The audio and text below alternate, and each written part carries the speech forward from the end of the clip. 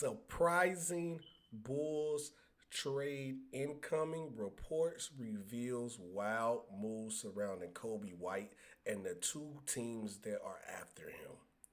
Hi, I'm Shaq Barnes here with another episode of Bulls Digest, the number one spot for everything Chicago Bulls. Also, notice that 67% of you guys have been watching the channel, have not subscribed. Treat it like the Bulls intro and run right through that subscribe button.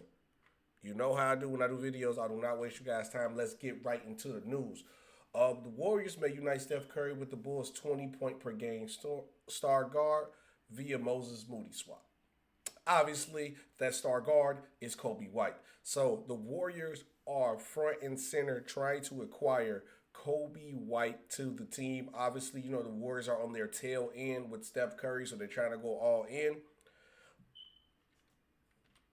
So the Golden State Warriors could be major players on the trade front this offseason as the franchise look to supply Steph Curry, Jimmy Butler, and Draymond Green with another game-changing talent. One area of the team that General Manager Mike Dunleavy may look to address is the lack of pure scoring talent outside of Curry, namely a guard, which Coby White can do that. But when I'm seeing that title, when I'm just hearing Moody, I think just Moody is not enough for me. It's gonna be Moody, Kuminga, and a pick. Because it's just Moody, that ain't enough for me. But let's go get back more to the story. Ironically enough, the Warriors front office could have chance at redemption according to recent report. Golden State may be afforded the opportunity to negotiate a deal for a stellar, underrated player of Poole's archetype from the Chicago Bulls, a la Coby White. Bulls will likely bring back Josh Giddey on a new contract, Clutch Points, Brett Siegel shared via Twitter. Coby White's future is up in there in Chicago. Chicago wants versatile players who can wear multiple hats. Hold on, I want to pause right there for that point before I keep reading on with this. It's not that the Bulls don't want players that wear multiple hats. Let's just call a spade a spade. The Bulls just don't want to pay two guys big contracts back to back. Let's be honest. Let's not try to say, oh, we just want versatile players who can do everything. No, you don't. No, you don't. You want not to pay two guys. So you're going to pick between the two. And if you're going to pay Josh Giddey, and Josh Giddey is going to be the cheaper price tag, and you figure that you can find another scoring guard for a cheaper price than Coby White, that's why you're doing this. Miss me with that. We're trying to get players that have multiple abilities who you're lying to. We're not doing that. But I digress. I had to stop right there because that was just pure cap. Cap. In a hypothetical attempt at nabbing suitable pole replacements, that's crazy. It's possible for the Warriors to offer the Bulls a package of Moses Moody, G. Santos, and first round draft capital to acquire the Savi score. Is that pick? What year we talking? I mean the first rounder, but Moses Moody and that's not moving me. But I digress. At just 25 years old, White has developed into one of the best pure offensive threats in the entire association. In the 74 appearances with the Bulls this past season, the shifty guard contributed a career-high 20 points per game, along with 4.5 assists, 3.7 rebounds, and just under one steal. White is an incredible ball handler with the ability to get to his spots, could definitely pique the interest of the Golden State Warriors and Dunleavy, especially due to the expiring $12 million salary in 2025 campaign. It will certainly be tough for the Warriors to say goodbye to a developing two-way wing like Moody, but bring in a scorer threat like Coby White to join Curry in the backcourt might be an assuming transaction that catapults the Golden State towards the Western Conference Finals next season. I understand that, but Moody in the first, like I said, if the first unprotected, and it depends on what year, if we talking about 2-3 years down the line, I might take that pick because the Warriors ain't going to be good.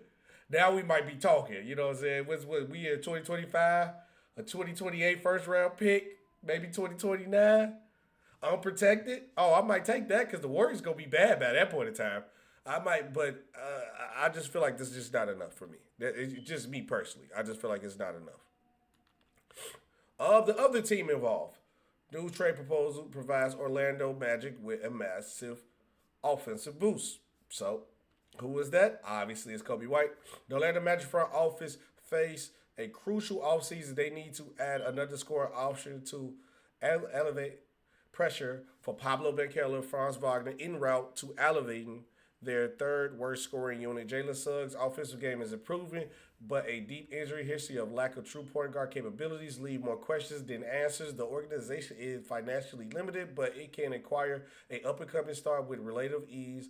One recently cut points tied Bulls star Coby White to the Orlando Magic. And Coby White right now is probably easier to get now because his contract is favorable.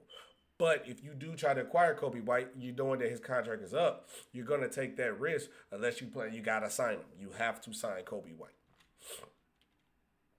The article wrote, the Magic have been linked into multiple reports of guards such as Darius Garland, Trae Young, and Anthony Simons, all who could fill the Orlando gallery need at point guard. However, a more financially feasible option could be Chicago Bulls guard Coby White. A realistic trade scenario, the Magic could sacrifice defense, much needed offense, obviously get Coby, and the Bulls receive Gogan and a number 16 pick, which I kind of like this trade.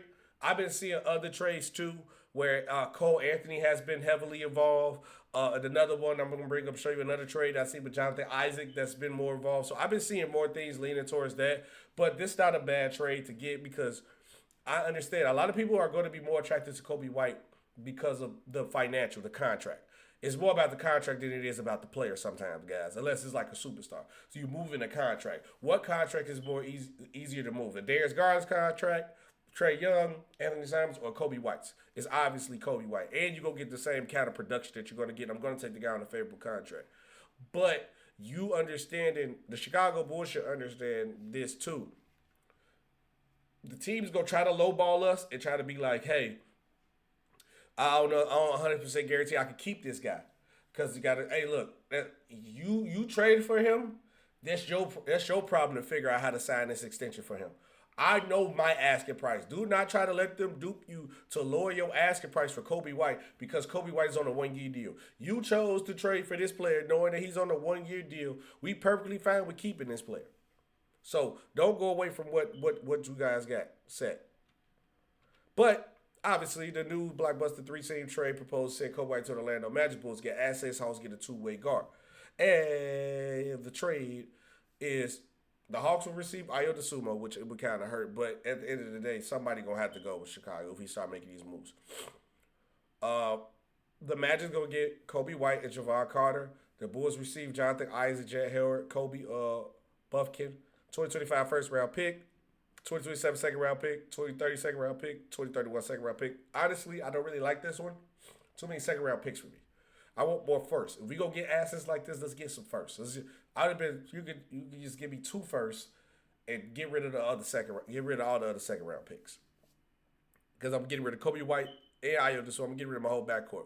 But what I see being more realistic is maybe a Cole Anthony being a part of a trade. Jonathan Isaac and Cole Anthony, if it comes to Orlando, that seems more realistic to me when it comes to mine, especially when you getting rid of a guard. If you're going to attain a guard, you got to get rid of who minutes he's going to be taking because he's going to be pretty much taking Cole Anthony's minutes. And then when you look at what Coby White actually gave us this season, 20 points, 3 rebounds, 4 assists, shot 45% from field, 37% from 3. Coby White is at the age of 25. He's going to be looking to make a very nice contract. This is his contract year. So obviously he signed a team-friendly deal. His last extension, this extension, I'm expecting him to go big game hunting for some money. So we have to wait and see how that goes. But let me know what you guys feel about this video. Let me know what would you want for Coby White. What is the more realistic destination for Coby White? Is it Warriors? Is it Orlando Magic? Both teams seem heavily interested in Coby White. This has been Shaq Barnes with another episode of Bulls Digest. Comment down below. Make sure you guys subscribe. Peace. See you on the next one.